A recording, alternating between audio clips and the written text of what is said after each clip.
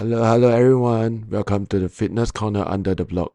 You're hanging out with the Red Dot crew, and this is the Red Dot Fitness Unplugged, the podcast where fitness meets real life and we spill the tea on what's really like in our little corner under the block. Hello, this is Philip. So you might be wondering where Red Dot Fitness is. Well, we are located at Upper Serangoon Road. We run a variety of classes from HIIT to weightlifting to cardio classes and everything in between. If you want to find out more, you can follow us on Instagram at Red Dot Fitness. And currently, we have an ongoing promo for a 1 week trial only at $49 for first timers.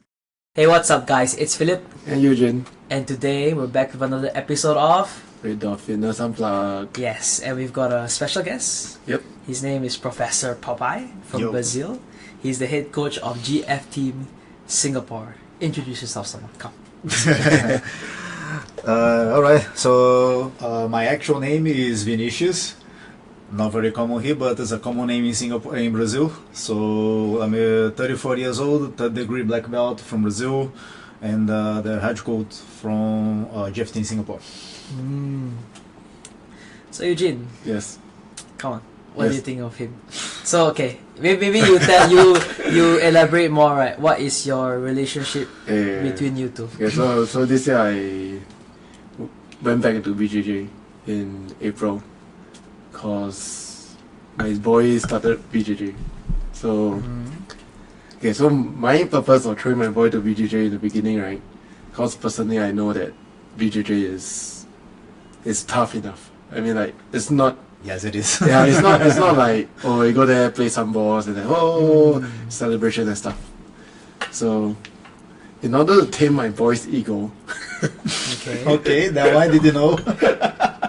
so that's how I throw him into BJJ. Ah. Because I think I exposed him to sports very early.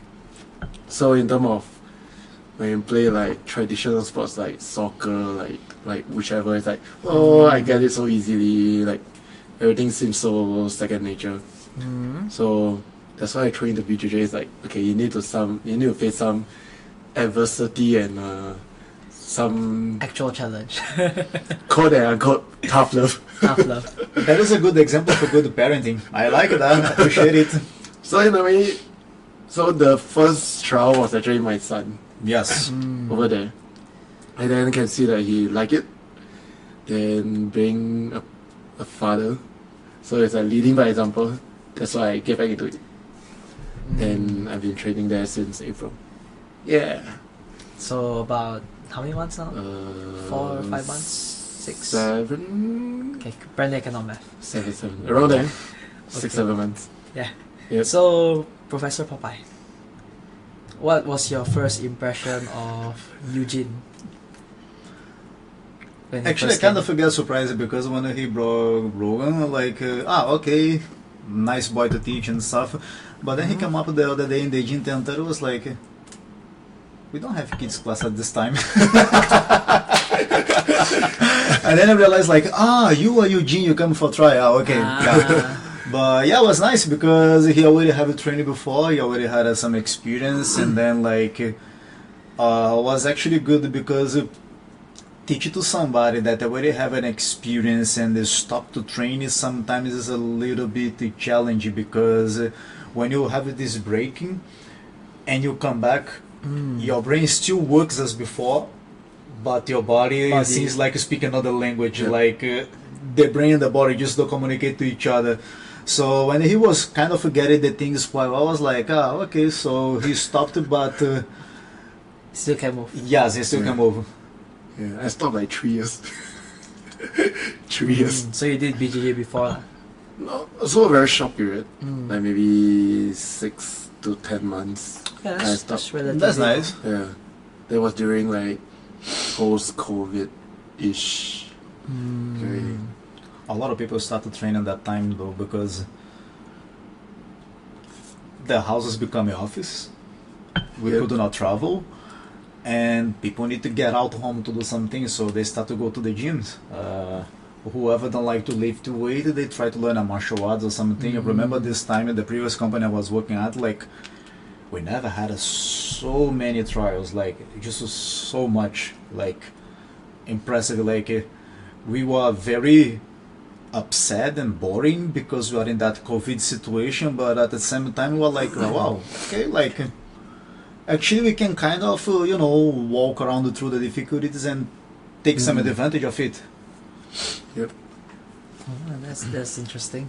Yeah. I did not know that. Like, what usually like I thought like post-COVID people will still be at home, because that was me. I was like,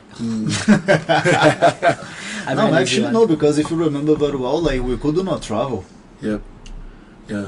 Like I think in Singapore, in terms of the rule set, was one of the toughest places in the world. Yep. Like other places around, like US, my country Brazil, like after Quite 2 lax. to 3 months, the guy just say, "Hey guys, like let's Just get go." back to work, let's get it done because we can't afford to be at home." Yeah. Like thank God Singapore like has a better structure in terms of everything. Then I think they could hold more a little bit, even too much by the way, but yeah. was helpful of preventing the further spread. Yes. Yeah, but if you ask me about what's my impression of Prof, Yeah, right? what's your impression of him? Okay, so backstory, right? Backstory. Okay. Yeah, so cause we own a gym, we coach too. So actually I'm I'm borderline a bit anal of instructions, like coaching instructions. So, and then I see a lot in myself in him, Wow. like in terms of the clarity, the able to dissect complicated movement into bite size, which is not easy at all. Especially, I mean, back in all those podcasts that we talk about, like natural athlete is like you ask them to do this, they'll just do it. Yeah. But if you ask the person to hey, teach me how you do it, all you need to do is just do this. Yeah, I But know. it doesn't translate in this way. And then, cause my first exposure in BJJ is like coaches are natural athletes. So by the time where they teach or they try to so-called transfer the knowledge, whatever they want to teach on that day, right, it's pretty much how their body moves, and a lot is the members need to dissect themselves and able to absorb whatever the small little details. So this is what my first impression of House are. It's like the bite size, the nitty gritty stuff whereby seems common but not common at all. Yeah. Wow, are you touched? Yeah, I didn't expect that at all. I didn't know I have to come here to know all that. Take out something from my heart. Yeah, he's gonna give it back to you with some TLC by throwing you around. No, that's not gonna happen. More like gonna be flying around. Yeah. Yeah. So, Prof, since like your nickname is Professor Popeye, right? So how do you get that? I was name? gonna ask about that. Yeah. What's the backstory? Okay, so basically in Brazil, Vinicius is a common name, right? And the gene I came from, there is so many people. Like, when I tell you so many people, I really mean that. Like with the same name, or like General, like with the same name, it has 3 other guys. So basically, one of them was Marinho, because his nickname is Vinicius Marinho. The other one was Pedrosa, his nickname was Pedrosa. The other one was Tupac, because he looks like Tupac. We are good with the nicknames. And I was Popeye because one of my greatest friends, Jaime Canuto, is an awesome athlete and inspiration for me as well. He always looked at me like, hey, you are very short and then strong too, like you look like Popeye. And then like I just never cared about and stuff. And then the man head coach Julio, which is my professor, he heard like, hey Jaime, who is calling Popeye so much? the short guy that coming from Ireland. Ireland is the neighborhood I came from. So, the short guy that coming from Ireland. That was my kind of identification at that time, because again, so many people, it's hard for you to remember the name of everyone's name. Like, why Popeye? Have you seen him when he trained judo? He's so strong, he does a lot of strength, and he's very short. Look at his firearms. On that time, he was bigger than this. His firearms are quite big. And then done. Like, once Julio get that identification on me as Popeye, like, I just became a Popeye. And then when I came to Singapore, like, I tried to explain everyone my name, everyone, like, you can just call me Popeye. Oh, Popeye, the sailor man, the cartoon. Yeah, okay, that's it. So, since from the first company I worked here, like, just became easier for everyone, then that's it. So that's now your new name. Yeah, sometimes it's even harder, like, because I'm so used to it already that when I have to introduce myself, I just introduce myself like, hi, I'm Popeye. Like, no problem. Is that your actual name? Like, no. So, Prof, how do you get into BJJ? Like, this is gonna go way back. Just to ask, right? Yeah. Just for clarity, What? because I'm like kind of new to this whole thing. Yes. Maybe you explain first, right? What is BJJ? Because to me, right, it's like grappling sport, and there's so many other grappling sports that like, you know, wrestling. I don't know if judo's one, throw people around. No, I know. So what is like BJJ? Okay, so the main concept of Jiu-Jitsu is focus on the leverage, like how to make somebody considered weak, strong in a certain point, but not use strength. Like if I ask you to lift your car, you most probably not be able to do that. But if I give you the correct tool, easily you are going to do it. So Jiu-Jitsu is this tool. So if you have some time to spend one of these days, you watch the second UFC, you're gonna see Royce Gracie like winning guys like which as almost twice his size, and he's basically just using jiu-jitsu techniques, and the other guys are full on steroids, they are huge, they're massive, and the Royce is this guy like with 170 with 75 kgs, which is a skinny guy, comparable with the others, and he just win everyone, like so guys with 100 kgs and stuff. So that's crazy. yeah, jiu-jitsu is more about the leverage, like in a most technical way. Like if we go deep into this, I would tell you that jiu-jitsu identify what is instinct and how do we neutralize the instinct. Like neutralize the instinct. Yes. So in a self-defense concept in a street fight, so what usually the person would do to defend themselves, like throw a punch and a kick.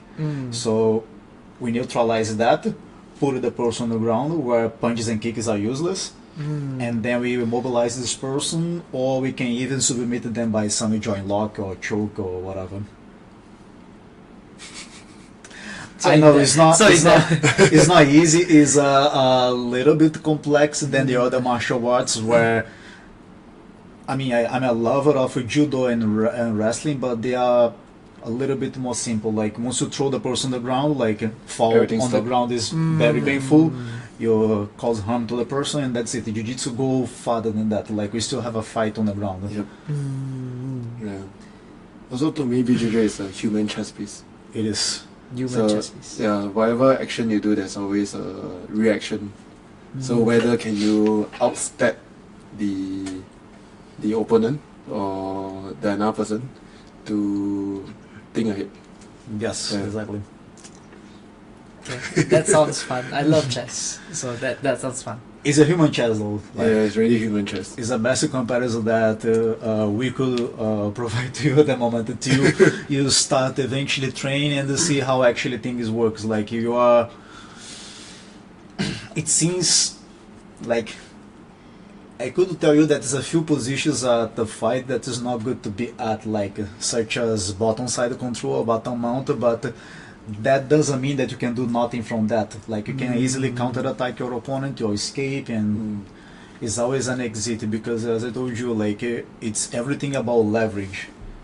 So if it's somebody that is considered a weaker person, like somebody very light and skinny or old person, if they are into that situation for any reason, they can escape from that. It's not only about attacking to submit your opponent, but it's about defending yourself, like how to get out of self-defense. Yes, exactly. Yep. That's interesting. Okay, that gives us more insight about what BJJ is. So Eugene, you were gonna ask a question just now. Yeah. Like, how do you get into BJJ? Okay, I was a very hyper kid. I give a lot of trouble to my mom though. I can imagine how much that lady suffered with me, and she has to put me at some sport at that time. So she tried in a few social projects, like social project in Brazil, something made by the government where you don't basically have to pay for it. Right. So, and then she saw that I was very aggressive as well, and she noticed that actually if you do martial arts, you don't not actually get more aggressive. It's something that makes you cool down. And she said, yeah, okay, so we're gonna put you in Jiu-Jitsu. And the first time I didn't like it, because I grew up listening to the story of this guy, which was a Olympic medalist from Judo, Aurelio Miguel. And I just want to be like him. I actually want to be a judo player at the beginning. Oh. And she said, yeah, but the place got no judo, so when I can't afford to pay for it, you go to jiu-jitsu, and then if you see if you like or not, we see how later. Yep. And I said, yeah, okay, sure, whatever. Then I started, then I just fall in love for it, and I can tell you guys that from the first few lessons, I kind of say to myself, like, I want to do this for my life. Like, I didn't know which kind of path would lead me, but I kind of say, like, oh, this is a nice thing to do. It's inspiring. So how long do you do BJJ in Brazil? Okay, I started as 14 years old, and unfortunately, as I told you, this social project is something made by somebody from the government or somebody who wants to win the elections. So what happened after that was the elections was on Sunday. On Monday we get the notice like the project was gone. That was the last week. Okay. Yeah. So it was tough because I was really in love to jiu-jitsu at that time. I was a yellow belt. I was really in love to it. I really like to train so much. Sometimes kids don't do this, okay? Sometimes I escape school to go training. Because I have another friend as well who was really good. He's black belt today as well. And the thing that happens in Brazil is the schools is taken by shift. Who study at the morning, they study in the afternoon, and vice versa. So as I study in the morning, I go to train at the afternoon time. But sometimes I escape school to train with my friend because it was a good training for me. Yeah. And to train with the other guys too. So yeah, I do that. And then when the project was over for me, it was very frustrating because I had to hear from my friend hey, the project is gone. I was like, what do you mean the project is gone? Bro, did you forget yesterday, Sunday, was the elections? I say, yes, yeah. Then the guy who was supporting the project, he already won. So he got the votes that he needed, now he's closing down. Last training is on Wednesday. I was like, wow, bro, then I've got to stop for a while. And that time the guy was my professor. He teaches us somewhere also that has to pay, and I could not to pay. Then for a while he opened for I keep training once in a week, not paying, but that was not sustainable for absolutely him and none of us as well because it was quite far. I couldn't pay the tickets for bus, so I have to walk for I don't know, maybe 40 to 45 minutes to go train, and after training I got back home walking another 40 minutes. So yeah, that was not sustainable because I still have school, have a lot of things to do as well at that time. So yeah, then the project ended until I got back at 16. 16, then that's when you went to the same place? I went to the same instructor at that time, and as a 16, like things was getting odd at home. My mom was passing a hard time to, provide for jiu-jitsu, and then say, you know what, I don't want to stop it anymore. So then I start to do some crazy things, like get some work, and then go for training, and then study and try to do everything at the same time. But look at where you are now. Yeah, must have been super stressful then. It's Though. all worth it.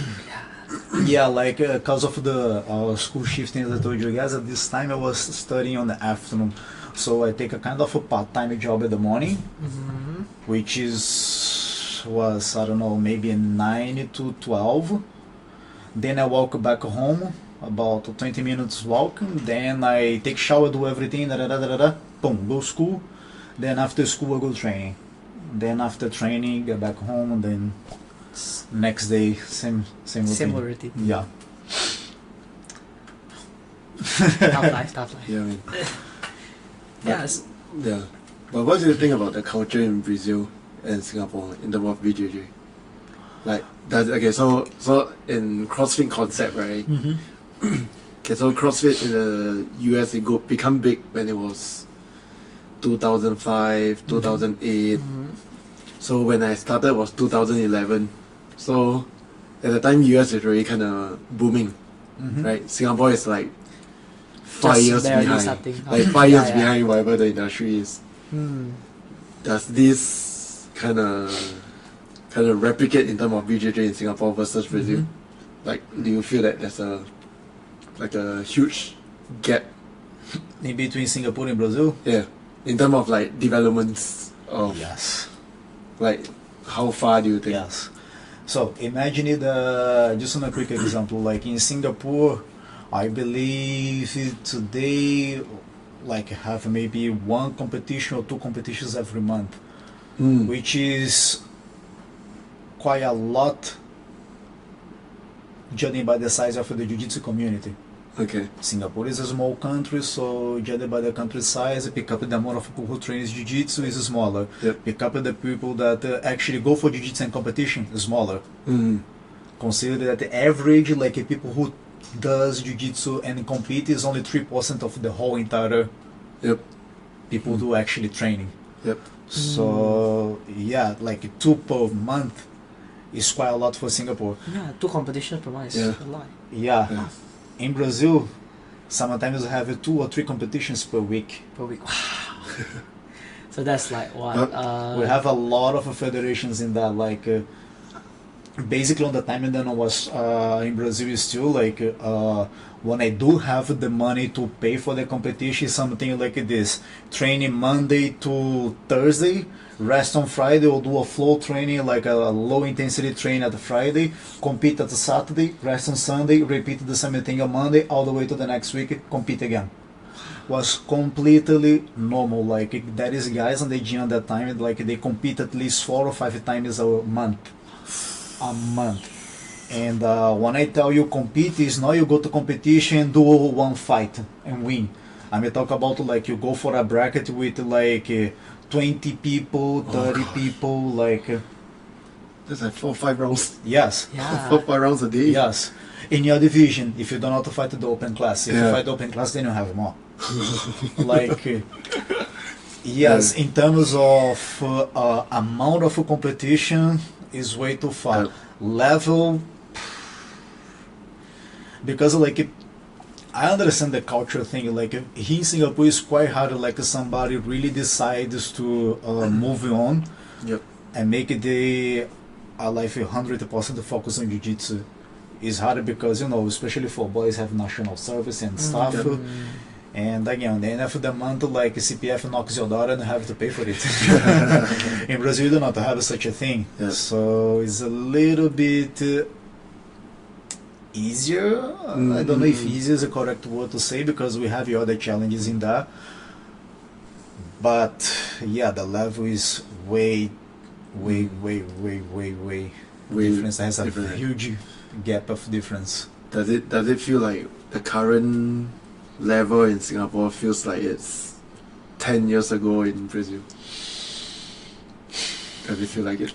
If the you level in compare. Singapore is good, by the way. Mm. But yeah, I could say something related to that 10 years ago. Yeah. Like if you pick up one of those kids in Brazil that is a purple belt, they really want to make jiu-jitsu as a way of life. You'll be dead. Yeah. You'll be You dead. go, put it against him, put it I mean, against him. I can tell you guys, like the place I came from, GFteam HQ, is the best place ever to put your ego at the side. And I may not talk about only myself. I saw a bunch of other people, black belts, like very high rank, like a very known name, go there to the training and to get the self-murdered by Yeah. blue and purple belt. Right. Is a easy thing to see. I swear to God, like in my first year I joined the GFteam, which was not the same place when I started training. The first year training in GFteam, like if I tell you that I saw 100 people coming there, I'm going to join, I'm going to come for tomorrow, and never ever Never show come up back. again. Like I think 100 people is not even a close number of the amount of people who. Yeah. Nah, this place is not for me. Like I'm already a black belt. I don't want to get myself beaten by a blue belt that nobody knows who is. Like you need to have a strong mindset for that, and it's not everyone who is ready for this. Mm. It's like even for us in Red Dot, right? It's like always leave your ego at the door. But it's so hard to. There's so many people that's issue or like. But Like, problem with it. that is one thing that I love about jiu-jitsu. Like you can't hide yourself. Yeah. If you train, you train. If you don't train, like on the part of time.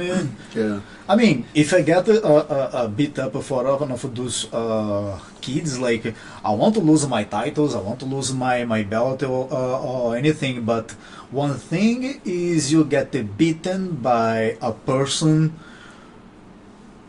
who has more commitment than you, Mm. is younger than you. Today, like as a 34 years old, I'm being forced to understand that. And but this is one thing. Another thing is getting wrecked by a person, and subconscious you know that I don't do enough. Yep. Yep. Like I didn't pass through the process that I have to shoot past. Like the person is beating me not only because the person is better than me. It's just because this person is better than me and I suck. This is a bad feeling. Yep, This is a yep, bad yep. feeling. Yeah. But that's the, I think, competitor mindset that need to kick in and just, okay, like have some ownership and like, yeah, Yes. I know I screw up somewhere. Yep. Then that's where the fighting spirit will start coming in. Like, okay, that make it like a last time and never ever. Yeah. Yeah. Yeah, fair. Right. So Philip, Yes. since you just joined a competition recently, right? Yes, you did. So how do you feel? Tired. Do you crave for more? Definitely crave for more. Right. Definitely crave for more. I think it's really fun to be in a competitive environment, right? It's just like, okay, like, you know, I'm just naturally although I don't show it, I'm naturally a competitive person. Mm. I just don't show it. Yeah. So actually, like down the road, in next year, right? Early February, cross my fingers, hoping to, because I do boxing, right? Hoping to fight then, like under Spartans Boxing League. Yep. Okay, if not, I hope that maybe I'll take some BJJ classes. If I lose, I'll just submit them and like run away. That's not MMA, bro. Just run away. Just run away. That's a wrong sport. And the boxing clinch and then try to sneak inside. It's not like cross collar choke. Without collar. Yeah, that's what I was thinking. Yeah. But yeah, definitely want to go for more competitions. It's also like now it's like the time for me because like I'm young, I guess. Mm. Easier, objectively speaking, Yep. to get in shape and like get fitter and get And myself no ready for commitment. competition. Yeah, why not? Not much commitment, so Yep. no girlfriend, Are no you, kids. are you announcing that? No girlfriend. And you got kids. slide down, slide in No the DM. kids. I'm not paying for mortgage. Although I'm paying for rent, but even then, that's not that much. Yeah, you know, like, not much commitment. But I still go for some competitions. Yeah, but I think all of us can agree that competitions is like sometimes it scares people. But in terms of, I think in terms of true growth, right, it's kind of represented or demonstrated in com, because there's like testing. Yeah. In a way, testing. Yeah, whereby, especially from BJJ, right, which I did like in August. Yes. Right, so, okay, firstly, you have an opponent. Secondly, you have 3-story worth of audience staring down at you. Yep. Then when the things start, everyone is screaming at you. And then knowing the guy kind of try to submit you or try to prevent you from everything from moving. I think your adrenaline will skyrocket. Yes. That's how I felt. And in terms of movements and physical aspect wise, other than normal training whereby you are training at 90, 100% effort, but in com it's like from that to 150 effort, boom, just go past it. And then you realize that, wow, that's where the real world is. Yes. Yeah. Actually, when I saw your competition video, that's what got me motivated to try Oh, really? for a fight. Yeah. It's like, oh, okay, this looks fun. Maybe I should go for sure. competition, like for boxing. For sure. Yeah. I see the competition scene in a place where the development happens, to be honest. Yep. It's not about to... it seems like kind of philosophical to say, but it's not about to win or lose. It's about mostly like what you're gonna learn from that. And because again, the reason why it's good to be very well trained, in shape, like with techniques sharp and stuff, but the reason why you are very well trained doesn't mean you're going to win, because you need to have in consideration that your opponent is also prepared and trained. So in a best case scenario, it's a 50-50. Yeah. Yeah. And again, is how about you deal with difficulties as well. Like I was talking to Eugene before, like there is moments of my career that I went for competition, everything was well, I sleep well, I was well trained, and then the fight was just so horrible, like just bad, like I couldn't recognize myself in the fight. And that is all the days, and I was like, you know, after night shift of work and stuff, like no rest well, went to the competition and won. So doesn't have an specifically math. Oh, if I do this, this happen. If I do that, that happen. But it's more about learning how to deal with difficulties, I feel, and how to translate it to your life as well. I mean, another conversation I have with Eugene, like you know, is about you face up challenges. You know, like nothing is easy. Everything might have a competition. If you wanna have a better position in a company, how to deal with the clients, how to deal with your boss and stuff. So this is where I can easily translate the concept of jiu-jitsu of being more rational and less emotional. Identify what is instinct and how to neutralize it, and think before you do. Yep. Yeah. So for me, after that August com, right? So before, like, it was prepping. Then during the com, of course, there's hiccups and everything happened. Then the first thing after the com, right, I told Prof is saying like, okay, something did switch somehow. I mean, like, something just switch on after the com. It's like, cause when you're practicing, right, cause you're practicing with your partners and your gym mates, so you will not go to that extent of it. Okay, I need to. Yes. I'll call it a killer instinct. It is. You will not want to hurt them. You don't want to do something irrational, something like this. It's more about the mindset, like, because when you are training, like, if you miss something or you lose a position or whatever, like, you kind of, okay, fine. Yeah. In the competition, no, like, you win, you lose. Oh, I lose. Shower. Yeah. Go home. Yeah. Like, there's no second chance. Like, Yep. you either win or you lose. That's all about that. Yep. Then after the comp, when I go back on the mat, right, it was like, okay, the mindset got to switch. Yes. If I want to compete, if I want to improve or see where my loopholes, I need to change my mindset that I need to try to push a bit harder. Yeah. Yep. It's the same way how I, like, when I do CrossFit, right? So, I mean, in CrossFit we have this recommended weights whereby the fittest of fittest will do it. Mm-hmm. Then of course there's progression whereby you start scaling down.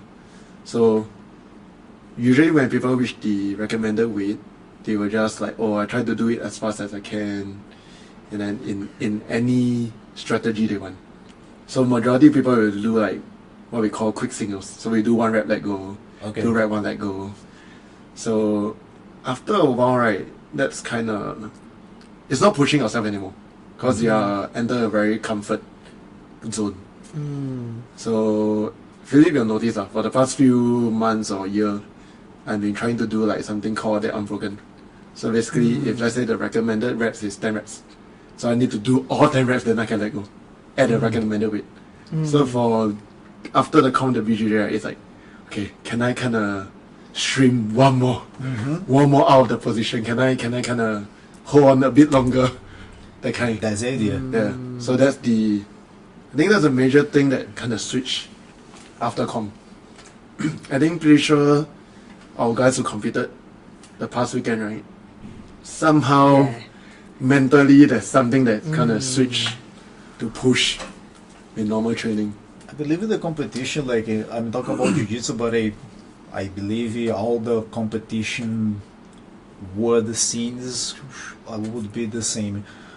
It's 80% of mindset. Yep. The rest 20% is the technique, and then the cardio, and then there's everything. Like 80% has to be the mindset. Like if you got a strong mindset, like that's it. Like if you know you can do it, like the rest you just found a way to deal with.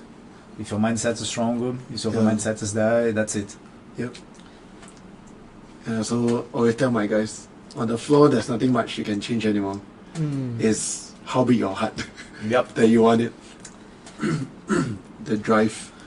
Mindset not only for compete, because everyone think like, oh, I must have a strong will to go to compete. Actually, no. It's to training. Yeah. Training. Because let's think that the competition is one day. Training is every day. I told him this before his competition. Say, hey, listen. Compete is easier than training. Then he look at me like, seriously, say, in the training, I'm always asking for you get out of a comfort zone. I'm always asking for you play a different game. I'm always asking for you like come out from somewhere that you're not used to till your actual game. In the competition, I don't care. I want to get you put your first best position in your game right straight away. Yep. I want you 100% in your comfort zone. Because in jiu-jitsu, when you are comfortable, the other person is uncomfortable. So I want that from you. Like we train you to be here. So the biggest mindset is not, because again, if you go to anybody today that never even trained jiu-jitsu before, say, hey, would you like to be a jiu-jitsu world champion? Yes, of course. They don't even never train jiu-jitsu. But then you tell them, hey, this is the preparation that you have to eventually become a world champion. How many people are going to be able to do that? 0.1%. Same as CrossFit. 0.1. I think it's 0.00000. Same as CrossFit. Like, you get somebody like, would you like to be a world champion, like world champion title of CrossFit? Yes, I do. Okay, but you have to get yourself prepared. Yeah. Okay, how does the preparation look like? And then you show it to the person. Shit. Say bye-bye to social life. It's true, like, doesn't matter what sport you do. We are talking about the sports because, that's our work. But I believe anything in your life, like, if you want to be good at, it has to have a commitment. Mm. It has to have a commitment. Like nothing comes easy. Yeah. So, Prof, when do you think the person? If someone new walk to you, say, "Oh, I want to compete this comp," Okay. but you might see that this person is not ready. Will you stop him, or will you? What will you do? What usually happens is the person, most of the time, is they know if they can compete or not. Mm. Because once the person start training jiu-jitsu, like they see how things looks like, they Yep. eventually know about themselves if they can commit to a competition or not. But what have happened this to me, like a lot of times the student come to me and I know the student is not prepared. I usually do one thing that I don't like, which is answer a question with another question, Okay. which is, are you prepared? Mm. And the answer that I always have back like, do you think I'm prepared? And the answer that I give you back is, do you think are you prepared? Because if you are prepared, you would not ask me that. Yep. Yep. So, I mean, it's a very pushing thing. Like I push the person push it back to me, but I'm a person that I don't like to give the straight answer to everyone. I like to make the person look into their self, analyze the self, and see if they cannot. So again, if somebody comes to me like, do you think I'm prepared? Like, you're asking me one thing, and the answer for this question is on the question itself. You're asking to me, so that means you're not sure about yourself. Yep. So if you're not sure about yourself, Yeah. don't expect it for my confirmation. But I think that's happened to me that time. I'm a very honest person. I think one of the biggest problems I feel that I have as a person, like I don't have a science thing. Like if it's good, it's good. If it's bad, it's bad. I'm going to tell you straight away. Yep. I might see you getting upset to me, but because I tell you the truth, but not because I lie to you. I think it's better than I tell. No, bro, you're okay. Let's go. I support you, and then you go there and get wrecked. Injured. Yeah. Because again, as I told you previously, like it's not about to win or lose. It's about what you're gonna learn from that. Yep. But you have to be prepared. Yep. Because you lose because you are nervous, because you're excited and stuff, like it's your first experience or whatever reason why, Yep. it's fine. Yeah. It's totally fine. It's okay. It happens. Mm. The only person that never lose a competition, whichever competition is there, is those that never sign up for one. Mm. But they never win as well. Yeah. Exactly. So it is okay you lose. But the thing is, how do you lose? Yep. Did you commit for it Yep. in the training? Did you give your 100% in the fight or in the CrossFit competition or something like Yep. that? If the answer is yes, it's fine. You lose just because there was a day, your opponent was better than you, better prepared than you, has more experience, whatever. Yep. But if you lose knowing that it's your fault because you didn't commit enough, that's a bad sensation that I don't want to have, that none of my students have. Yeah. Yep. And Prof, I got something to ask. Yep. What's your pet peeve? Sorry? What's your pet peeve? Like something that you cannot stand. I have. I'm a difficult person. Like I have a bunch of, to be very honest, but that is one. Then I just rest my case if the person coming to me and say the person is lazy. So this is something that I, if you come to me and say, I'm so tired and blah blah blah blah blah. Yeah. Okay, bro, take a rest. Like Yep. you don't need to stop to train forever. Yep. Like you just stop for a week and then return. Yeah.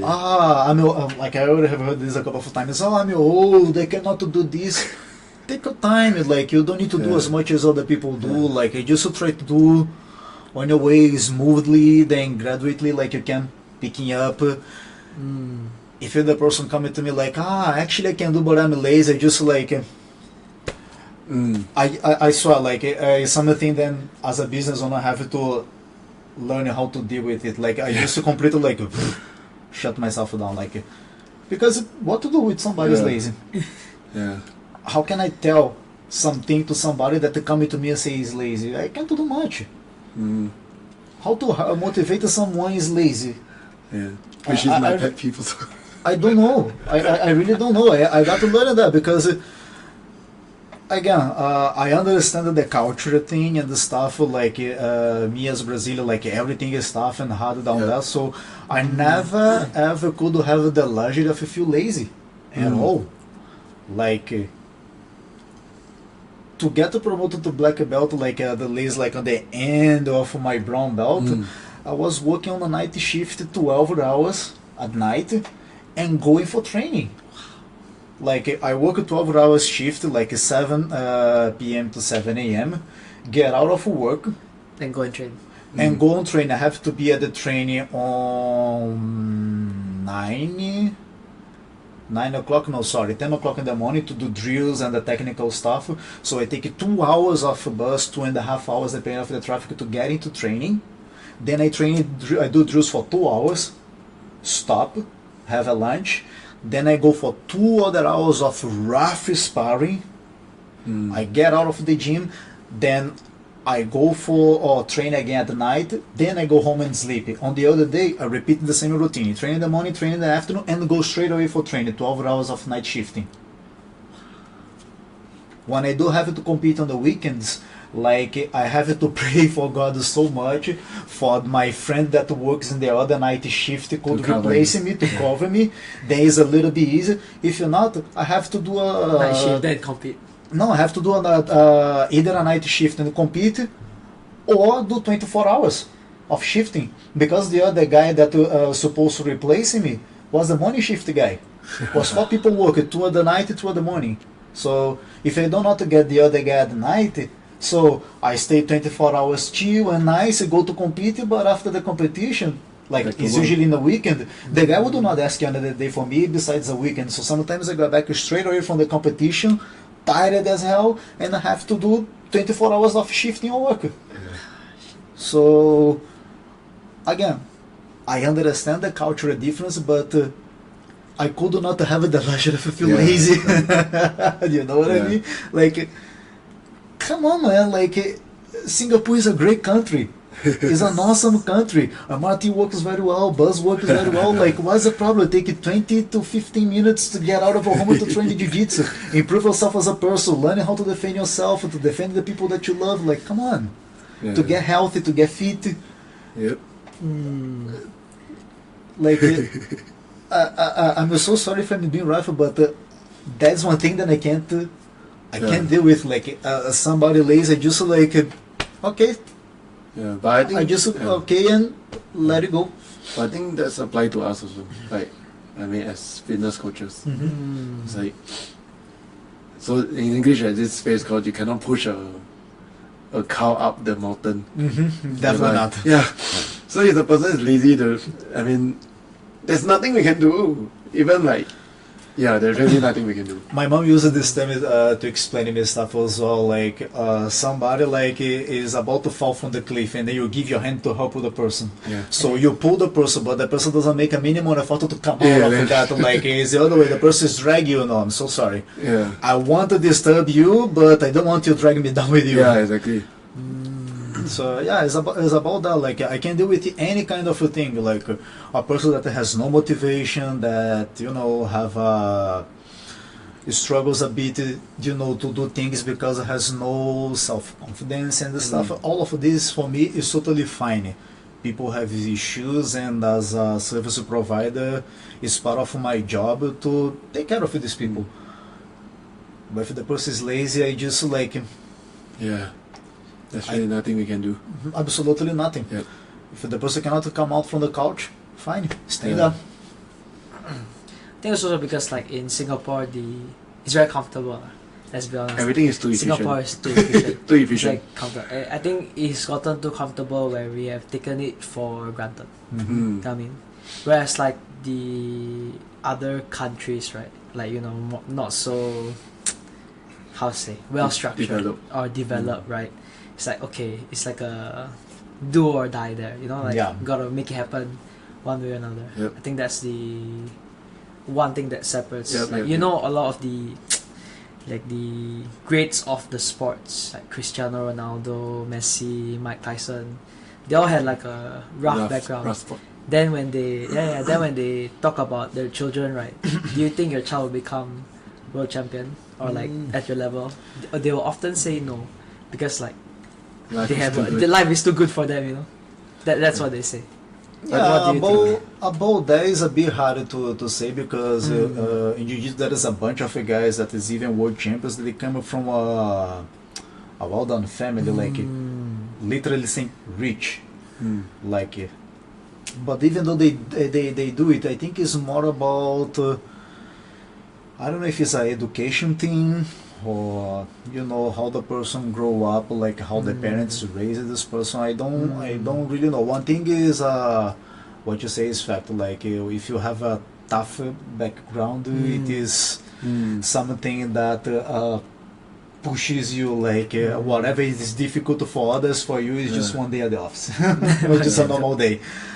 But it's still like there is a bunch of people out there. Like I have seen even here in Singapore, like people that even though have the whole facilities that the country provide, they still can do it. So I don't feel it's only the situation that you live. I mean, it's a good, it's a huge influence for sure, but it's more about the person. Like you, Like how bad they want it. Yes, exactly. I think the keyword is grit. Grit, yeah. Yeah, but I mean, like for say, world champion BJJs, they might be coming from very good background families. But That's to the start, few. but to start with, BJJ is not easy. Nah, So for it to reach there, the amount of for sure, SHIT they got to go through Yeah. for sure. is so much harder. I believe in most of the people who start to train in Jiu-Jitsu are not with the idea to become a world champion, to be Yep. very honest. Yeah, I yeah. think most of them get it for the main reason, number one, defend themselves. Yep. I don't know eventually here in Singapore, because here like we don't have this need of protect ourselves, I feel. But it's more about to get fit, I Yep. feel here. Places like in Brazil, I think people have the awareness like, hey, I need to know how to defend myself because something might happen. Yeah. I don't have anybody besides me to help me out. So, and then the second one, to get fit. I think the main reason why people start to train in Jiu-Jitsu is because a great martial art for you learning how to defend yourself. I feel. Yep.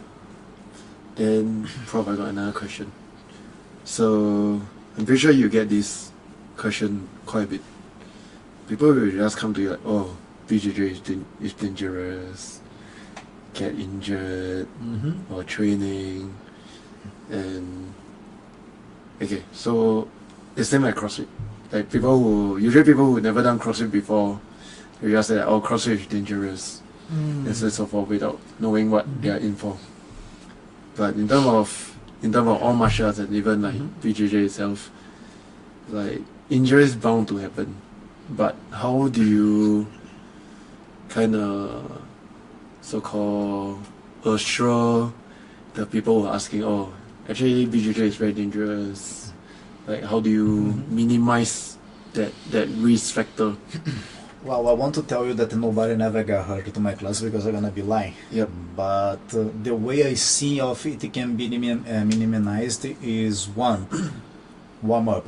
Warm up is extremely important. Like there's a few people that don't like to put the warm up in their class. They go straight away to technique, which is, I'm not here to judge anybody's work, but if that way works for you, if your business is going well, please go for it. That's not the way I believe there's right thing to do, especially because I have students like which is above 40 years old and stuff. So I see the importance of the warm up, especially to prepare your body for. It's not only for warm up itself, but to just prepare your body for what is about to come. Yeah. Like Jiu-Jitsu is a very unusual fight. Jiu-Jitsu is the only fight where you're gonna be twisting your core, pushing and pulling at the same time, doing isometric strength, explosive movements, and everything at the same time. It's not like you do one and another. It's everything at the same time. All at one go. So if you do not have a good preparation before the technique and the sparring start, something wrong is gonna happen. That's for sure. Yep. So I believe the warm-up is important. A good teaching of the techniques is extremely important as well. You tell to people how dangerous a technique can be and to be careful. And the third one, be always reminding the person, especially for the submissions, how dangerous it can be. Because sometimes, like, there's a lot of people in the gym who is flexible and they don't feel the danger of the technique till they get hurt. Yep. And I try to tell always people that the only difference of a person, a flexible person and no flexible person, is both of them, if they don't be careful, they're gonna get injured. The only difference is the timing. Yeah. But both are gonna get gonna get hurt if they do not take care of themselves. Yep. So, and again, there's three things, and I really feel it should be done: a good warm up, and explaining very well of the techniques in a very, I don't like this, but in a very micromanaging way and very repetitive for people really get that on their heads, and talk to people a lot, like about the dangers, like, hey, you don't do this for your life, you do this for fun, you have nothing to prove. Yeah. If you hurt, tap. If you don't know what's going on, tap. If you're locked on something, tap. Like, just to quit and restart. Yeah. You're not a competitor, you don't do this for your life, so you don't have a point to prove. Yep. Yeah, which is like Joe Rogan. Joe Rogan is a big Yeah, he is. BJJ, yeah. So he always say, BJJ is as real as a fight it can be, and you still can be safe and tap. For sure. Yeah. For sure. It's as real as it can be. For sure. Yeah. That's true, that's true. Because, for example, I'm a huge lover of any kind of martial arts, but for example, if you go for striking martial art, how to minimize the damage? How to... There's no way. There's no way. Yeah. That's pretty simple. There's no way. If you go to another grappling sport such as judo and wrestling, which again I want to like to say this, I love both of them, but how to minimize the impact of you falling on the ground? Yep. There's no way. Jiu-Jitsu pulgado, done. Yeah, That's it. Work from there. So from that. And that is numbers to prove what I'm saying. I mean, not just to say this out of nowhere. Like you see a Thai guy, like sometimes a guy is 30 years old, he already retired because he already has more than 400 fights. Yeah, exactly. Starting from like, what, 8, 9 years old. Starting Judo, to fight. Yeah. it's rare the times you see somebody starting judo after 30s. I cannot imagine. The warm up, break fall, forward roll, backward roll, blah blah blah blah blah. Everything falling. Then the drill, like 100 times one side, at least in Brazil. Okay, I don't know how things work in Singapore. You're gonna do a technique, I don't know, Iponsioi. You're gonna do 100 times the entry one side, 100 times the entry the other side, and then you have to take down your opponent like 10 to 20 times one side, 10 to 20 times the other side. And it's partner though. It's Yeah, partner. it's like actual So person. you're gonna fall at least 20 times. 20 times you are going to fall, absorb the impact, and come up to be tossed again. How to minimize? There's no way. That's why Jiu-Jitsu today we have like practitioners like 40 years old, 50 years old and stuff. Like we have a competition for this kind of people because you can control the damage. Yep. Like it's still very good simulation for the real fight concept, but with a low risk. But again, if you have a good instructor that guides you and teach you the proper way, I'm very annoying. Like, I swear to God, the person to like my class, they really must like the process of everything. Like, do a proper forward roll, do a proper break fall, do a proper hip escape, do the technique in a proper way to get it done and then go further to the techniques. If you're not, like, I keep it that till get it done perfectly. So, Prof, how do you think S&C is important to BJJ? Very important. Very important. Because it's a way that you can make your body stronger. Not stronger like, you know, More balanced? in the looking, but it's Oh, more like, balanced. and eventually to prevent the injuries, because if your muscles are strong, eventually your ligaments and joints are stronger, so you get less hurt. And this is where we can kind of mix it up a point for a normal practitioner to a competitor, because the SNC should be interrupt your jiu-jitsu training. I see a few people that say, yeah, I do 50-50 training, 50% jiu-jitsu, 50% SNC. It's a mistake, because if your focus is jiu-jitsu, the SNC should be a supply. So what's like your percentage? Like, what you give? Like, how many percent SNC? How many percent like jiu-jitsu? Like full on 90%, BJJ. 90% of jiu-jitsu. Because again, SNC is just a supply. The SNC is going to be, for jiu-jitsu case, is going to be a simulation of a fight with weights and stuff, or resistant band, whatever, that is going to make you set a little bit more strength on that specific movement that you're doing. And then this is going to make you work your cardio, your strength, you're gonna get your joints stronger, and with this you're gonna be able to train more jiu-jitsu. Training more jiu-jitsu, gonna get better at jiu-jitsu. I cannot ask to my student to train for a marathon or train for swimming if he's gonna do jiu-jitsu. Like, what's the relation? There's no relation. There's no relation at all. So if you go to train for a marathon, you should run every single day.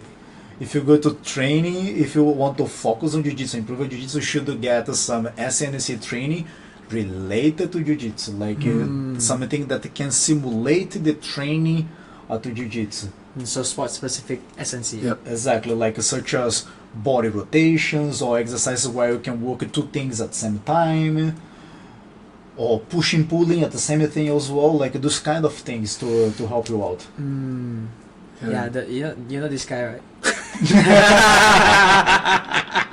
So right, he always talks about how his grip is like damn shit, right? Like, cause he do a lot of gripping here, right? So he bought like this like sound like extensors to do this. Then while he was doing it, he was telling me, "Wow, this is my secret weapon. That's how I spar right with this joint." Do you want to see a perfect example of one exercise that can be included in the SNC program that helps in jiu-jitsu? Toe to bar. Toes to bar. You train your grips, and you're training this movement of bring your feet above your head, which you do a lot in jiu-jitsu. Inverted. A lot of inverts. Deadlifts are great. You work your grips as well.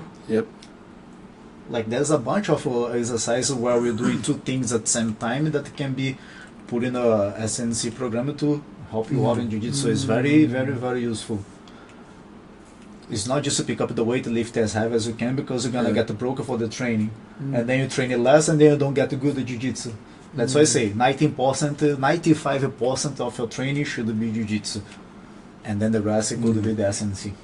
And also recently, GFteam and Red Dot, we have a collab. So basically, I brought our members to try out BJJ.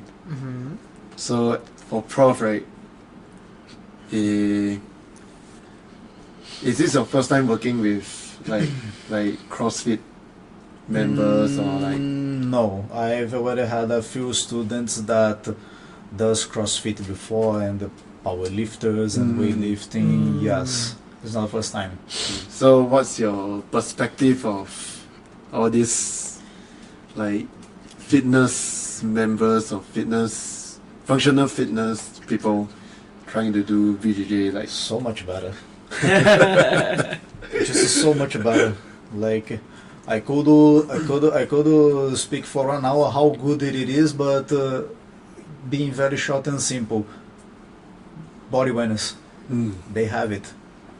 Thank you. I was in the class. That's it. Because when I get somebody that never ever did absolutely nothing in their life, is extremely hard to explain the why and how of things, and therefore they associate that with what they have to do is another process. For people that already do some, don't need to be like precisely another martial arts, can be like again CrossFit or anything.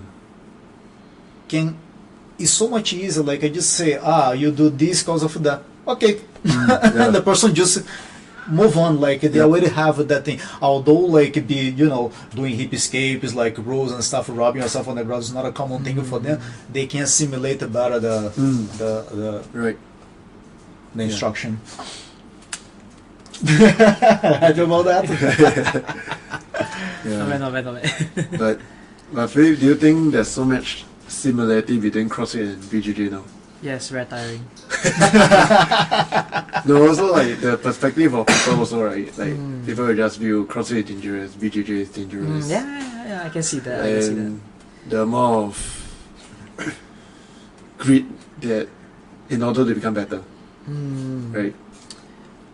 Yeah, actually recently I saw this quote, right? So of course, like when you do this kind of sports, martial arts, lifting heavy weights, there is some inherent risk and danger to it. It's just how you go about it to mitigate those risks. That is by part of it is also having good coaches. Am I right? I agree. Am I Here. Yeah. Yeah.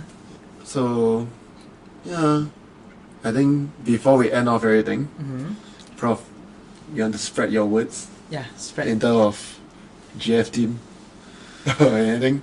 Please. Come to train Jiu-Jitsu. Jiu-Jitsu is the best martial art ever. As I always say to my students, the result of the training is great. It's not easy. I may not promise you guys an easy thing. I'm not a liar.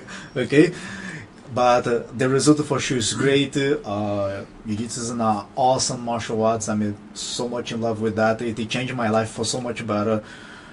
It made me become so much better person in many areas and aspects of my life. I do make mistakes still, but I'm still learning as everyone else. But yes, and then if you want to get a good coach for SNC, please come to Red Dot. And so you also can follow GFteam at Singapore. Yes, GFteam Singapore on Instagram. Yep. Yeah. And then we are done. Done. Yeah. Thanks, Prof. Thanks for so much, coming. guys. Thank you for coming. Thank you. See ya. See ya. See ya.